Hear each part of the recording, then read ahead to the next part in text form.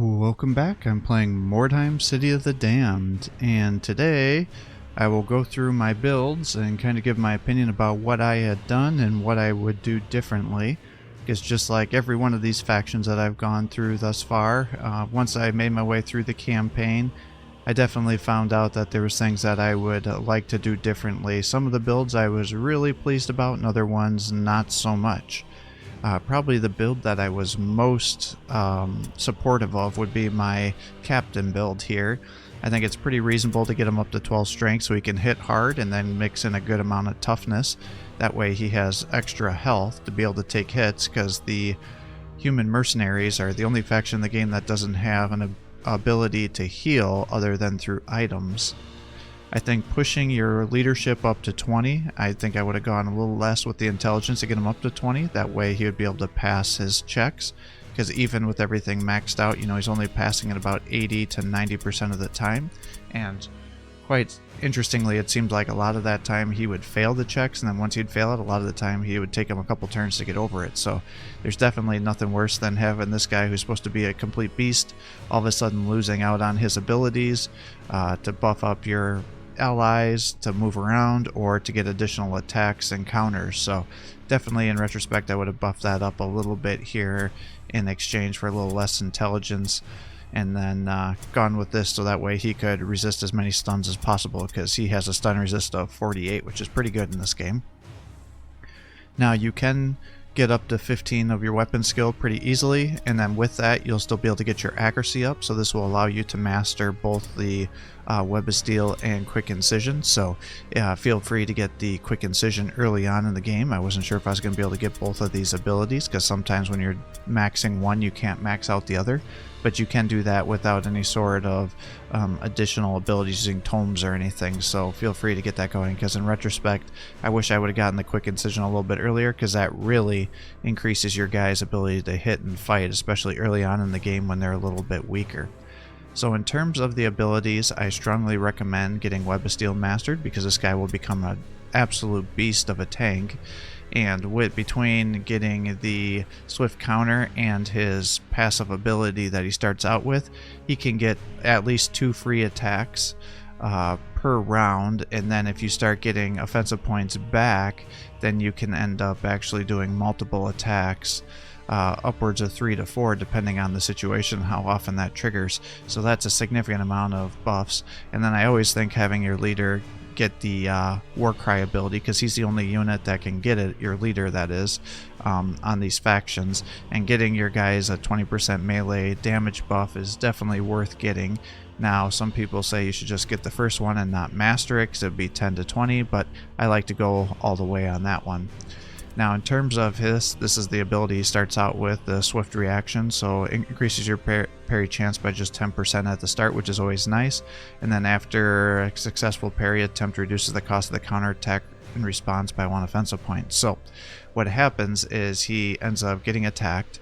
The regular counterattack usually takes 1 less point than normal, so then you're already getting 1 less point here, and then if you end up triggering your swift counter, you're getting an extra offensive point anyway, so then you can start attacking. And then with one-handed weapons it usually only takes 2 offensive points to do that, so if you're triggering this you're down to 1, getting 1 free, so you can get into the cycle where you can keep attacking over and over and over again without many issues, until you start getting into the 2 or 3 attacks when it starts increasing the cost of your attacks, and then it'll eventually overwhelm the swift counter ability. But this can allow this guy with a one-handed weapon, he normally gets 4 attacks plus 1 counter, but with this you can get 2 to 3 extra attacks, and so that can just make this guy get tons of damage output, way above what you would expect him to. The quick incision, like I said, is always an ability that I like to have on any melee guy that's going to be getting a lot of attacks. And then with the mastery, for every attack that he lands, it reduces the melee resistance of your opponent by 6%, and it's stackable amongst multiple units. So once you start getting this, you can easily hit guys if you're landing your attacks. I always recommend you master armor proficiency if you're going to try to make a guy a tank, so that way you can nullify the heavy armor movement issues, and it also increase your armor absorption by an additional 10%, which is just great for you, because you need to be able to tank as many hits as possible when you don't have any healers. I like to use one-handed weapons for all those additional attacks and not have to worry about the tiring phenomenon. So I like to get the shield specialist mastered. That way I get an additional 10% melee resistance and an additional 10% parry chance. So between these abilities I'm already up 20%, and so his parry is 116%, which means he's going to parry most attacks even if they're using knives and other abilities that are going to allow them to bypass some of this parry, because he should still be in the upper 80s to 90s even with all the abilities lowering his ability to parry or weapons that are trying to lower the parry chances. So for those reasons I really like this build. Next is the Wolf Priest, and again I tend to give these guys the Helleber because it allows him to do a good amount of damage and get access to the parry ability. Unfortunately he does not have access to a sword, a shield, so I can't make him one-handed weapon user because I would normally do that, although the alternative option is if you have a really good one-handed sword you can just give it to him and he'll be able to parry just with the sword's ability here. You could potentially turn him into a dodger, but I think it doesn't make sense at 9 here. Just put him in armor and that way he can take some hits and be a frontline fighter, and that'll also get him in a situation where he's going to be able to throw down his buffs a lot easier as well. And if you want to turn him into a damage dealing mage, a lot of those abilities to really amplify his damage require him to attack in melee anyway, so I think in most situations just always makes sense to put this guy in heavy armor. So because of that I get him up to 12 strength, so that way he can wear the heavy armor and get it mastered. I maximize the toughness to get him as much health as possible, and then instead of trying to increase his melee damage further, I just put a couple of points into agility to just increase his melee resistance a little bit better. Since he doesn't have a shield, he'll have a lower melee resistance than most of your other units. I like to focus on getting his intelligence maxed out to allow him to have increased spell damage, stun resistance, all those kind of things, passes checks. So as you can see with his passive ability and those intelligence, he's pretty much almost always going to pass his checks. He should never run away because he's got a 98% chance to pass all alone, and then he's in the upper 80s, and you can easily max this out if you have different equipment or skills on for him, so that makes him very powerful. And then ideally I'd probably get one less on the intelligence to get him up to 12 leadership, because this would allow him to maximize taunt, which would be another option for him if you wanted to build that out, but that's kind of how I'd allocate his points. I'd go up to 15. I did take it up to 16 just to try to get that parry a little bit higher, and then the rest of the points I put into his accuracy. He can't use ranged weapons, so there's really no reason for that you'd ever do that, and it's maxed out at 3 out of 3. In terms of his abilities, I think this is where there's some variability. I will at a minimum get him at least the basic Web of Steel, so he has 2 parry attempts.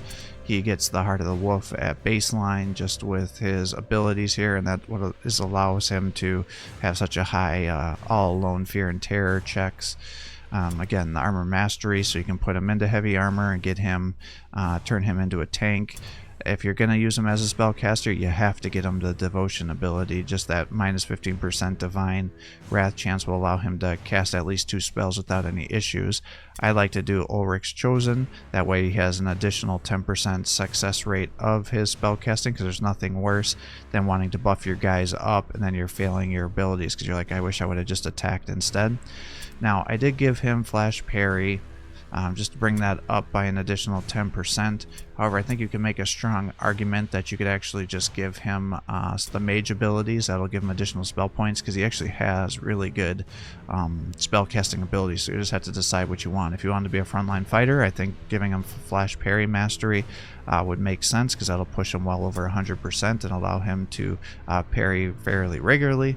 And early on in the game, until you get him mastered, he's only going to be getting 2 attacks, and so therefore you're only going to have to use the rest of your offensive points here to counterattack, in which case you want to have your parry high so you'll be able to do that counterattack, or have it to use the spell casting. Now, in terms of his spells, I like to give him Ulric's Gift and master that, because that increases melee hit chance and damage by 20%.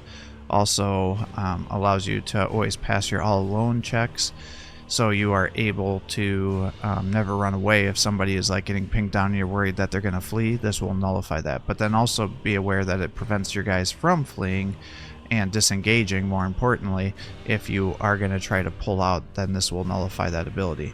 Now, I really like Blessing of Ulric too, because then it gives you an additional 10% once mastered, 10% to your critical hit chance, plus 20% critical hit damage, and it lasts for 2 turns. So when you're doing a crit build, I think this makes a lot of sense.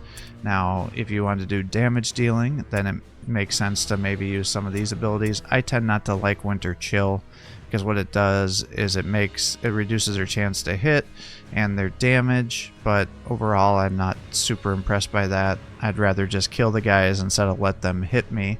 And so if you want to do that, you can end up doing perhaps the Snow King's Decree, which anytime they try to do an action, they'll do damage to themselves. But again, I don't really like that either. So in my opinion, if you're going to try to turn him into a damage dealer, I tend to like to do the Frostbite. And what that does is it'll give you 24 to 34 damage, but then it's going to start reducing their movement. So if you see somebody that's coming in towards you, then you can hit one opponent and then throw Frostbite down. That'll really limit their ability to start casting abilities and even have difficulty getting towards you. So that is an option. The other thing that's really good, especially early on, is using... Oops, sorry, I had this ability messed up with another one. So this one I don't really like. It does increase your melee hit and critical hit chance by 10%. So again, if you're doing a lot of crit builds, maybe doing this, and it also reduces the cost of charge, but it requires that you have 2 guys to be attacking somebody to start getting that those other bonuses, and for that reason I don't like to have situational spells. I like to have stuff that I'm just always know I'm going to work with, so therefore I don't like this one. The ability I think you could make an argument for getting quite regularly would be the Wild Pack, and especially early on in the game and towards the medium part of the game, your opponents may have trouble passing their checks, and so by putting this on your guys, it's an AoE around the caster, and what it allows you to do is get immunity to fear. So when you're fighting the vampires or other impressives, that allows you to negate those checks, and it also allows each of your units to start provoking fear on your enemies, which will reduce their hit chance by 10%, and if you master it, it'll go all the way up to 30%. So that can be huge and really help you early on. So if you're finding your guys are getting beat up pretty hard and you're not passing your checks appropriately because you're focusing first on intelligence over leadership, then using Wild Pack will allow you to really nullify that situation. And then finally, the Ice Storm is also a really good AoE attack. Again, with the AoEs, it can sometimes be hard to use it, so you don't end up hitting your own guys, but this one not only does damage, but it also reduces offensive points. So consider using that for sure if you wanted to use those abilities to cast additional spells. So for him, I just give him Ulric Blessing here to get that mastered. Now, this is a guy I really did a bad job leveling. If you build him out this way, he's really, really good early on in the game. He's okay in the medium part of the game. And then by the end game, if you're going to use a champion build like I do, he's effectively just all budget champion. And he doesn't do any of the things as good as a champion does. So for that reason, I think if I were to do this again, I would definitely have built him out differently. What I did is I gave him a bunch of strength so I could get him into armor mastery, and then he becomes a really fast leveled tank for you, and he does a really good job of that early on, but then again by the late game he's just not worth it anymore. And if you have a fully leveled champion instead of him, the champion hands down will be the one you'll always want to use. So what I think he is really meant to be is just a fast maneuverability unit that can be a harasser, and therefore you should really be maximizing your agility on this guy. That will allow you to get your melee resistance up a little bit more, increase his dodge chance, and then he has 15 points, so you can master sidestep. Whereas if you do the strength, yes, you'll be able to get the armor proficiency, but he doesn't have enough weapon skill to allow you to master web of steel. So if you build him out like I do, or I did, I should say, you just can't master a lot of abilities. So he's like a jack of all trades but master of none, and it just doesn't work out very well. I suppose you could make him a very good ranged hero as well, but again, I like to use the smugglers for that. So definitely would have had less strength, made him agility, that would have made him a dodger, taken those toughness points and put him into strength so he would still do big damage. Or if you want him to be a dodger tank, then you'd be putting a lot of points into toughness, but then he's not going to be doing much damage. And I typically like to have my strength up so he could run around the map and still pick up items and things. So that's how I would have done. It would have made him probably a very difficult unit to use in this campaign, because then he wouldn't be able to take a hit until the very end of the game when he's able to start dodging regularly, but that is an option. Alternatively, I put a bunch of points into leadership and then intelligence. Perhaps if you master your alertness to make him go really, really quick, you can get him a mastered ability which will reduce his, or will increase his melee resistance, so that would be an option too. But then you're going to put yourself in a situation where he's going to be failing his checks all the time, because even mastered, he's only passing checks 57% of the time, 47% of the time, which means he fails checks fairly regularly. But he can get pretty high stun resistance, which is one of his saving graces when you're doing a build like this. But again, you're wanting to throw him into combat, and with only 9 leadership, he's not going to do that very well. So again, much better to just have a champion which has higher values here. But if you are doing a dodge build and you need them to have more survivability, getting that alertness up to let them go real quick, be able to get them into sidestep right away, and then have some increased melee resistance, so that way he's harder to hit. All those things would work to your advantage. And then what you could do is put a bunch of points into your weapon skill or master your accuracy and turn him into a critter. That would be another build option here if you're going to do that, especially if you're going to put into the toughness, so then you could bypass some of his damage, low damage output, by trying to just build him out as a crit. But you have to decide what you want to do here. For him, no matter what, he's going to have enough accuracy to master quick incision, so I'd certainly do that. He has a really good ability here called Squire's Curse, and for that reason I would always want him to be a melee unit, because effectively if you hit somebody with this ability, and it's only melee, you can't do it at range or it'd be too powerful, but it prevents them from switching weapons. So if you see a hero or other hero that has a ranged weapon, you can run him in there, smack him with Squire's Curse, and if you have him pinned in where he then can't escape and disengage, you've effectively locked a unit in there that now can't do anything for attacks on that turn, where you have them pinned against the wall, which totally mitigates a unit. And if it can be a very powerful, like your hero, that can be quite powerful ability. Just be aware, if you do that to a spellcaster, then the AI will just start spamming spells on you, which will still typically be less damage than a two-handed weapon or a sword and shield, other things that they may have. So that's really this guy's claim to fame here. But as you can see with my build, I did Web of Steel and Taunt. He doesn't have enough to master either of those abilities, so then I started putting him into these things. But again, he just doesn't do it as well as a champion does. So again, he's just a budget champion in this build. So I mastered Quick Incision, the armor proficiency, this shield specialist, I put some points into flash parry, and then gave him swift counter. But again, what I would do if I had these guys built out better is, instead of Web of Steel, I'd have sidestep, and I'd have that mastered. I would have these points back, which would be an additional 6, so I'd have 2 here. I wouldn't have spent 6 points on flash parry.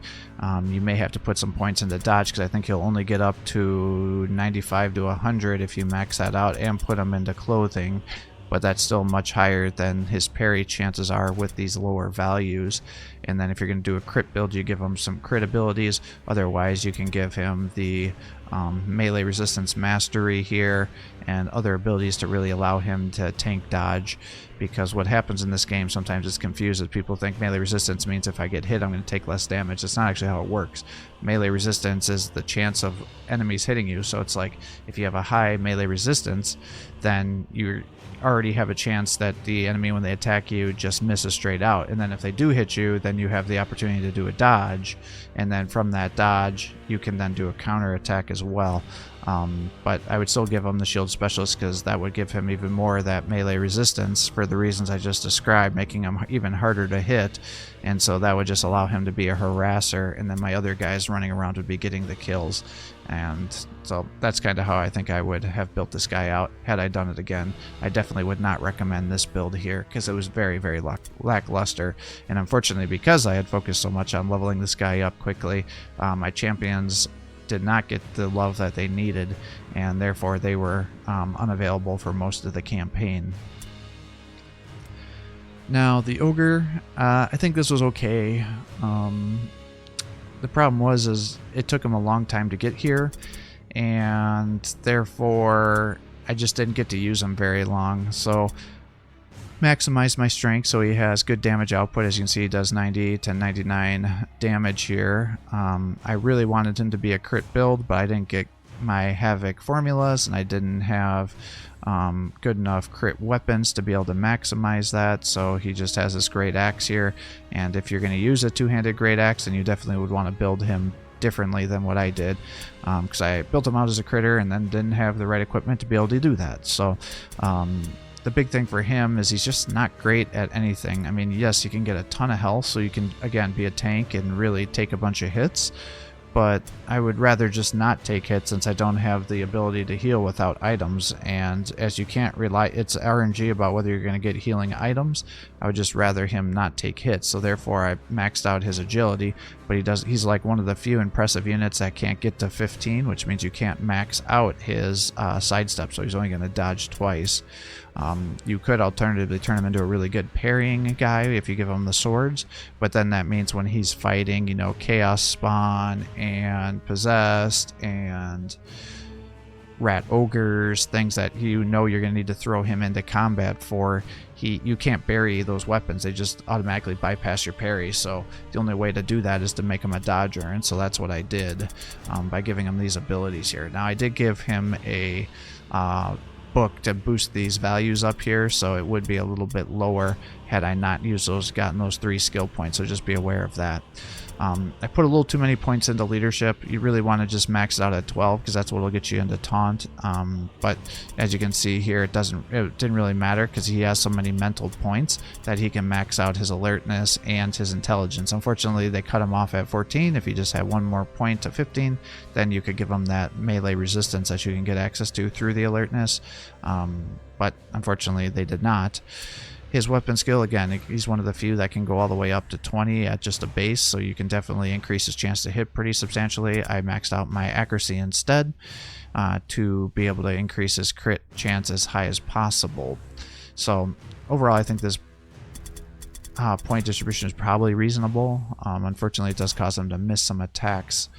In terms of his skills, he'll always have Fear mastered. Quick Incision, I think, is always a key for any impressive, because no matter what they do, they'll be doing lots of attacks because they don't have to worry about the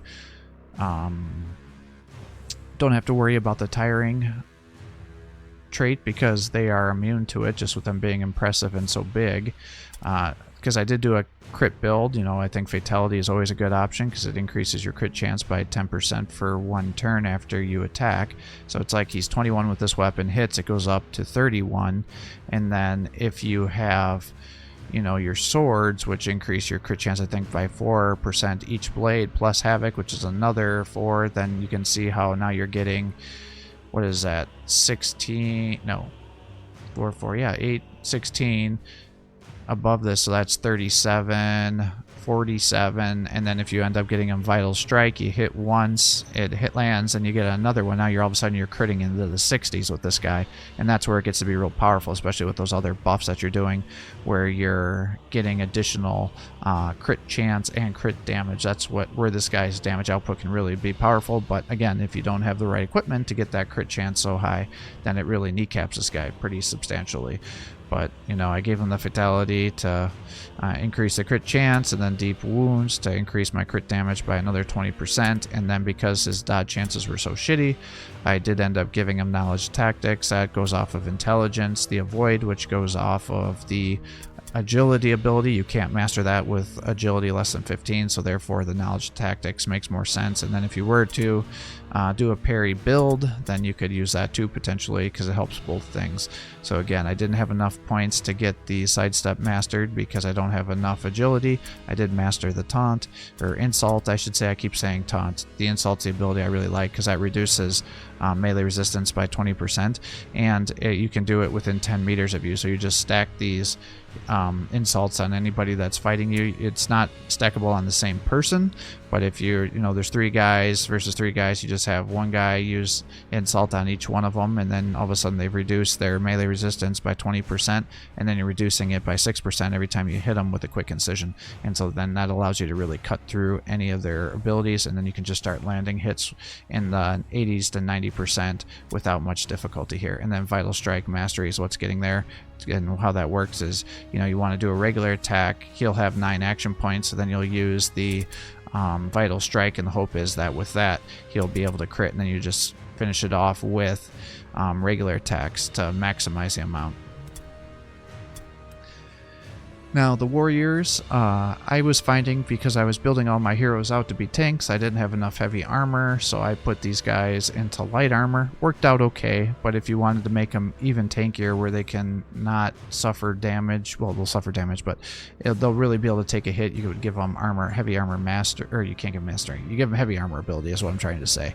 And these guys can do it because they get a ton of strength. But overall I was happy with this build. On my first time through the game where I was really struggling, it definitely makes the game a lot easier with these guys. If you give them the heavy armor, it's just they have less movement then, and definitely a lot less initiative. But these guys tend to go slow anyways, because I tend to give them a weapon, a ranged weapon, plus a sword and a shield. All that stuff increases or decreases their initiative. So you just got to think about what you want. But I liked getting the strength up quite a bit to increase their damage, and then I usually stop at 12, and then when they got to level 10, then I put 1 extra point in there. That way they could have all the maximal carrying capacity as well, and then the toughness so they could take a hit. Never did anything with agility.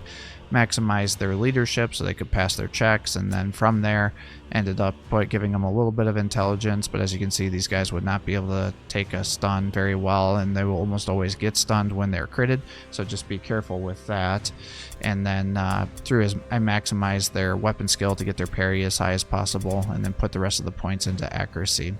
In terms of the skill points, I recommend the Web of Steel, giving them an insult and an armor break. They get momentum at baseline, which just means when they land attack, they get a 20% hit chance increase by 20% as long as that's their next attack.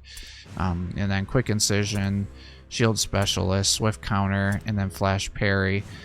If you were going to do the heavy armor build, instead of the flash parry, I'd just give them heavy armor, and then that will reduce the movement penalties by 50% by giving them the heavy armor. And I pretty much have these guys all built out the same. Unit I was exceptionally pleased with are the Marksmen. I think they're the best archers in the whole entire game, and the reason for that is with their chain shot, if they land their attack, then they get a 10% hit chance, so that really allows them to get into the 90s pretty regularly. And because of that, I think I would, in retrospect, have gotten rid of Sniper Shot and just used a different ability here. But I wasn't quite sure how powerful this was going to be by the end. But by the end of the game, if you use aim with these guys, they're going to be hitting, as long as they land that first shot, their follow-up shot's going to be 95% almost every time. Assuming they're not in partial cover, I should say. But so Chain Shot, always give them any kind of ranged hero. You're going to want to have quick reload so they can reload quicker. I gave them Hunter, that way they had a 20% chance every time they shoot or use the aim action of recovering a strategy point. Early on, that definitely made a big difference because it allowed them to reload their weapon at times when they normally wouldn't have been able to. By the end game, it really wasn't that important, but I would still recommend it. And then giving them Bullseye and Trick Shooter.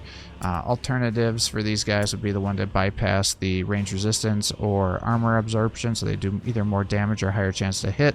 Again, by the end of the game, I was not really having issues hitting, so perhaps if you're going to do it, just do it for the damage with the armor absorption, but it's up to you. And then I always give these guys sidestep in case they get cornered, that way they can kind of fight. Crippling Shot I always recommend, so you can at least hit somebody with Crippling Shot, reducing one of their offensive points, because on some units that will reduce their number of attacks they're going to do. And I did give these guys Sniper Shots because it's just like I looked at those numbers and like, wow, this is amazing. But again, that's really meant to be used if you can't land a shot, because you get that plus 25% chance to hit. That is not something these guys will ever have to worry about. So instead, I would recommend that you get Crippling crippling shot here, and I forget the other one. I think it's hand shot or something, but the one that reduces hit chances. That way, if you have 2 archers, if you're running 2 archers, you can't stack crippling shots on guys. So, you know, one guy will land the crippling shot and the other one will land the hand shot, and then all of a sudden he's got less chance to hit, and he gets less attack. So I think that would be much better, because I never use the sniper shot, because I'd rather just have these guys attack twice instead of once.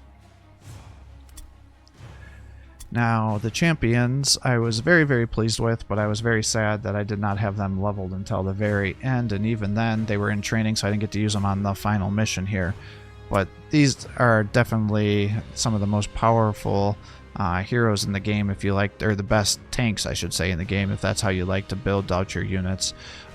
They can go all the way up to 15 strength, so you can turn them into doing massive amounts of damage. But again, without the healing, I kind of capped it out at 12, so they'd have the maximum amount to allow them to master the heavy armor, while also maximizing their backpack space. And I put everything else into toughness to try to get their health up as much as possible.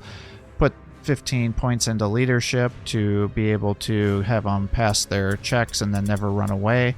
You could make an argument to cap that out at 12, so that way you can maximize insult and then give them some more intelligence to increase their stun resistance a little bit. It's up to you how you want to build them out. That would be kind of the only change I would consider doing on these guys, because there's no other advantage to get them up to 15 other than trying to get that fear and terror checks passed better. And then weapon skill, you can get it up to 18, and then their accuracy up to 10 without using any tomes or anything. So these guys tend to be able to parry pretty well. They'll do good amounts of damage, they hit often, and they do occasionally crit even at a baseline setup here. And that's with them not even being max leveled. In terms of their skills, I would recommend that you master Web of Steel. They get adaptable defenses just as their starting trait, which means every time they get hit, it increases their melee resistance by 3. So if you're fighting the AI and they don't have Quick Incision mastered, then you can effectively nullify that effect. Master the armor proficiency, shield specialist, Quick Incision, shield specialist. 1 point into swift counter, I think, is pretty reasonable. You could make an argument to master it, but I would much rather these guys also have the insult ability, because with 7 strategic points they could insult somebody and do Web of Steel once they're engaged in combat, unlike your henchmen, which won't have enough points to do both. So for that reason, I think it always makes sense for you to do that kind of ability build with these heroes that you have access to. But I definitely really like that build. Now, the Smuggler, I still go back and forth about the best way to build her out. I think what I've decided is, you know, get her strength up to 6, get her agility maxed out, put points into toughness so she can take a hit, get her leadership up so she doesn't fail her all alone checks when the AI focuses on her with her ranged weapons and gangs up on her. And then any other points can go into intelligence. She'll be quick enough with just her basic kit that you don't really have to put any points into alertness. I think in retrospect the way to go is just focus on getting her ballistic skill up, and then then later in the game getting the accuracy up as far as it'll go to be able to use the abilities, because a lot of the quintessential abilities that you'll get with her are all based off of the ballistic skill. So getting quick reload mastered, getting fine tuning mastered, getting sharp shooting mastered to increase her crit chance, getting her at least 1 sidestep. She'll have black powder trap as her baseline ability. And then you just have to decide, are you going to do like a bullseye build, which will increase her ability to hit pretty substantially? Or do you want to just go with some trick shooter to get past the range resistance to increase your chance to hit? You know, those are all the things you have to decide. And then you will ultimately, depending on that build, have to decide, do you want to use the sniper shot or not? So what you would ideally want to do with her is do 1 regular attack. That'll trigger the sharpshooter to give you a plus 4% critical hit chance. And then if you had the sniper shot then go off, that'll get you an additional 10%. So as you can see, she's up to 29 right now. And ideally you'd like to have the Havoc on here to raise it even further. And then you would have, you know, I think that's 4%, if not higher, on ranged weapons. So that would be, what, 33 plus an additional 4 is 37. And then you throw the sniper shot on here potentially. and that will now give you a plus 25% chance to hit, an additional 10%, so now you're into the 40s, and then if it does crit you get 25% additional damage. Alternatively, if you don't want to have to stack all those things, you could just end up giving her the vital shot, which is just a 10%, increases to 20, so you just have to decide what you want to do for your builds. It would be much easier to master the vital strike. Actually, they cost the same. I lied. In terms of the accuracy, I thought the accuracy requirements for Sniper Shot was higher than what it is. So you just have to decide what you would prefer. Whether you want to kind of baby it a little bit more with the Sniper Shot for potentially higher damage output, or whether you just want to take it easy and go with the Vital Shot, which will be a little bit easier and less finicky with less cost for your action points there. So just decide what you want to do. Alternatively, if you don't want to do a crit build with her and just want to go range, you would just end up giving her the same abilities that your henchmen usually do. So you'll want to get past the armor absorption, so you could do 10% additional damage to the opponent, and then you'll probably want to do trick shooter to increase your chance to hit, and then bullseye, and then instead you'll just get rid of the fine tuning potentially. And plus or minus, you would, if you're not doing a crit build, you wouldn't do the sharpshooter either for these other abilities, and that would allow her to just more regularly hit and not have as many issues there. So you just got to decide what kind of build you want to do there. Finally, we have the Warlock.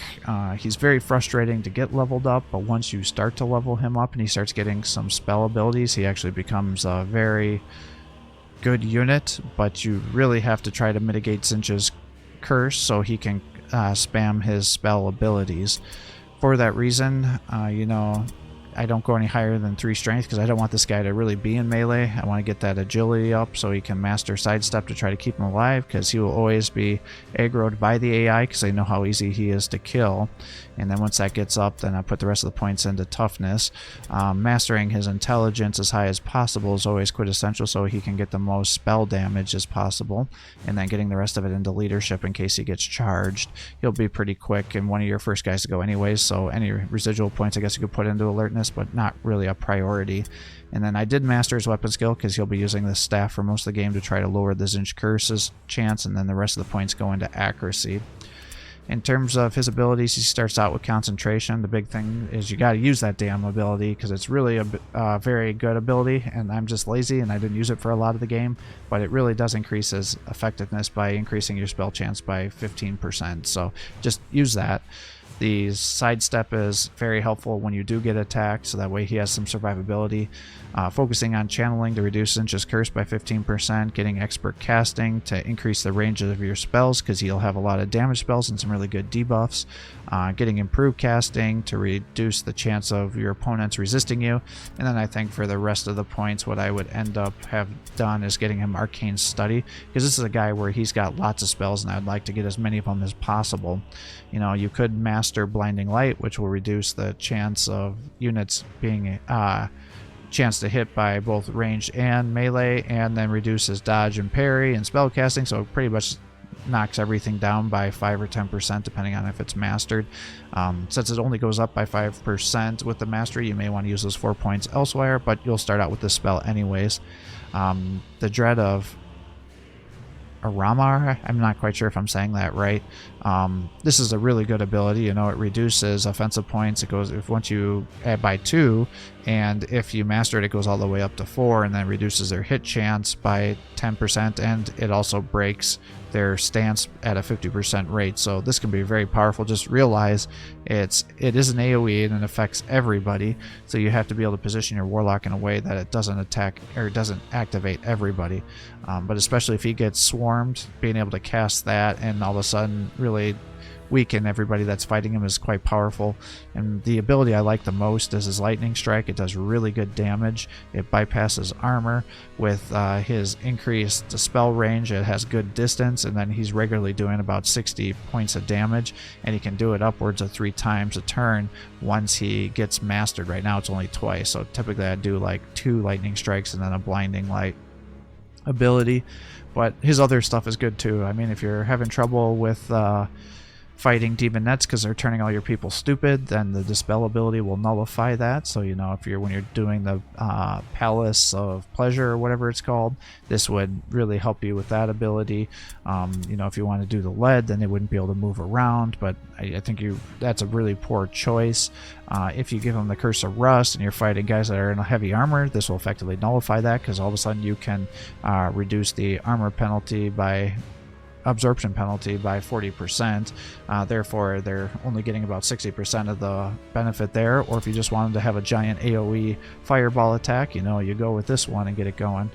So there's just lots of good abilities here, and for that reason, I'd really like to give him more spell points to make that happen. But like I said, overall, I was pretty pleased with the build. The biggest disappointment was the Youngblood. Totally built him out wrong. The rest of them, I think, were fairly reasonable. But the big thing with the human mercenaries is you got to make them tanky, and you got to make them take a hit, and you want to be able to get in there, do a lot of damage, and then pull them back before you get overwhelmed, because your opponents can heal and you cannot. So keep that in mind on your campaigns, and if you do this kind of build, I think you'll be successful and be able to get it through, be able to complete the human mercenary campaign without too much difficulty. So I hope that was helpful. Please give my channel a like and subscribe. Encourage me to post more content if you're enjoying this information, and I will try to complete this game with every faction and give some build guides out for each one to see what I would recommend going through. So take it easy, guys.